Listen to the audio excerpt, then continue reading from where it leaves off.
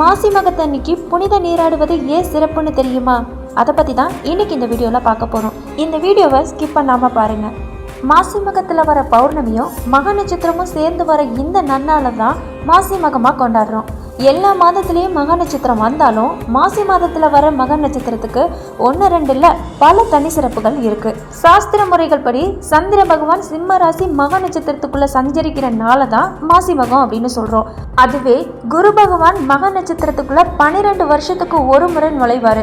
அந்த நாளை தான் மகா மகம் அப்படின்னு சொல்வோம். மாசி மகத்தோட சிறப்புகள் என்னென்ன அப்படின்றத பார்க்கலாம்.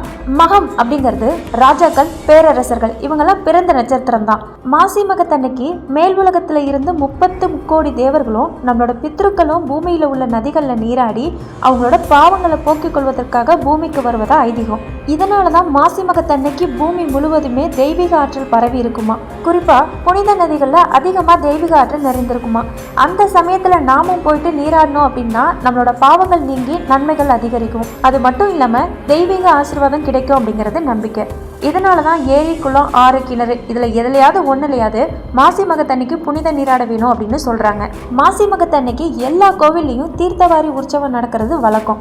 எல்லா கோவில்லையும் இருக்கிற உற்சவ மூர்த்திகளை ஊர்வலமா எடுத்துட்டு வந்து புனித நதிகள், கடல் இந்த மாதிரி நீர்நிலைகள்ல எழுந்தருளி நீராடும் உற்சவம் நடத்தப்படும். அந்த சமயத்துல தெய்வங்களோட அனுகிரகங்களை பெறறதுக்காக பக்தர்களும் நீர்நிலையில மூழ்கி அவங்களோட பாவங்கள் நீங்கிறதுக்கு வேண்டுதலை நிறைவேற்றுவாங்களாம். இன்னும் சில இடத்துல ரொம்பவே அரிதா ஒரே இடத்துல பல கோவில்ல இருந்து கொண்டு வரப்பட்டு உற்சவ மூர்த்திக்கு தீர்த்தவாதி நடத்துவாங்க.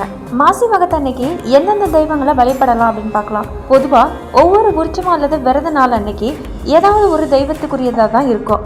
ஆனா மாசி மகம் மட்டும்தான் எல்லா தெய்வங்களுக்கும் உரியதா சொல்லப்படுது.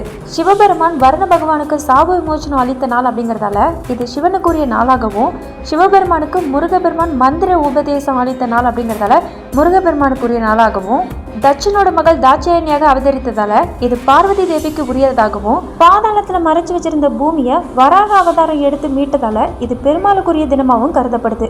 முக்தி தந்து தோஷம் போக்கும் மாசி மகத்தை பற்றி பார்க்கலாம். திருவண்ணாமலையை ஆட்சி பண்ண வல்லலாய மன்னன் வாரிசு இல்லாதால தன்னோட மரணத்துக்கு அப்புறம் தனக்கான இறுதி சடங்கை யார் செய்வா அப்படின்னு கவலைப்பட்டு இருந்தாரு. அப்போ அவர் மேல கருணை கொண்ட அண்ணாமலையாரே சிறுவனோட உருவத்துல தானே மன்னருக்கு இறுதி சடங்கு செய்கிறதா வாக்களித்தாரு. அதுபடி மாசி மகத்தன்னைக்கு மரணம் அடைந்த மன்னருக்காக அண்ணாமலையாரே இறுதி சடங்கு செஞ்சதா சொல்லப்படுது. அதோட இந்த நாள்ல புனித நீராடுபவர்களுக்கு தானே நேரடியா முக்தி வழங்குவதாகவும் வாக்களித்திருக்காரு. மாசி மகத்தன்னைக்கு புனித நீராடினா ஏராளமான நன்மைகள் கிடைக்கிறதோட நட்சத்திரங்களோட ஆற்றலும் கருணை கொண்ட மக நட்சத்திரத்தோட அருள் கிடைக்கும் அப்படின்னு சொல்லப்படுது. மக நட்சத்திரம் பித்திருக்களோட தொடர்புடையதால இந்த நாள்ல புனித நீராடினா முன்னோர்களோட ஆசி கிடைக்கும். இதனால பித்ரு தோஷத்துல இருந்து விடுபடவும் முடியும். அது மட்டும் இல்லாம ராககேது அதுக்கப்புறம் காலசர்ப தோஷங்களுக்கு விரைவான பலன் தரும் பரிகாரம் செய்யறதுக்கு ஏற்ற நாளாக மாசி மகம் கருதப்படுது. இது போன்ற ஆன்மீக தகவல்களை தெரிஞ்சுக்கணும் அப்படின்னா என்னோட சேனலை மறக்காம சப்ஸ்கிரைப் பண்ணிக்கோங்க.